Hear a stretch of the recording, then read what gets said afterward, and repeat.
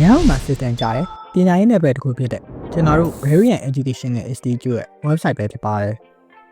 အခုလို online ကနေပညာရေးလေ့လာလို့ရတဲ့ platform တွေကိုတရားဆုံးဝင်စားတဲ့သူဆိုရင်ဒီ website ကတည့်ရတော့တောင်းရမှာတယ်အရင်ဦးဆုံးဒီ website က Variant Education Institute ရဲ့ official website ပဲဖြစ်ပါတယ်အဓိကရွေးချက်ကမြန်မာလူငယ်တွေကို internet ကနေပညာရေးနဲ့အတန်းမှုပဲကြောက်တဲ့လိုအပ်တဲ့ skill တွေကိုဖြည့်တင်းပေးဖို့ပဲဖြစ်ပါတယ်ဒီ website တွေကိုဝင်လိုက်တာနဲ့ Department of Library at ICT Department Research and Development Department of Social Science စတဲ့တင်နန်းမျိုးစာတွေကိုမြင်ရပါလိမ့်မယ် beginner နဲ့ advanced သင်လို့ရတဲ့ English course တွေလည်းရှိပြီး computer skill coding skill တွေလည်းသင်ပေးပါတယ်အထူးသဖြင့် IT ဘိုင်းမှာဆိုရင်စားတဲ့သူတွေအတွက်ဆိုလို့ရှိရင် HTML CSS JavaScript Python စတဲ့ရှင်းရမ်းစာပြီးလေ့လာလို့ရပါသေးတယ်ဒါတွေပြင်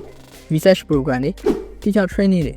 University preparation တွေအတွက် support ပေးတဲ့ program တွေလည်းပါဝင်ပါတယ်တကူချင်းစီကိုအသေးစိတ်သိချင်ရင်တော့သင်ကိုယ်တိုင်ဝင်ရောက်ကြည့်ရှုဖို့အတွက် social media စနစ်ကြတဲ့ menu bar ကနေရေးလာနိုင်ပါသေးတယ်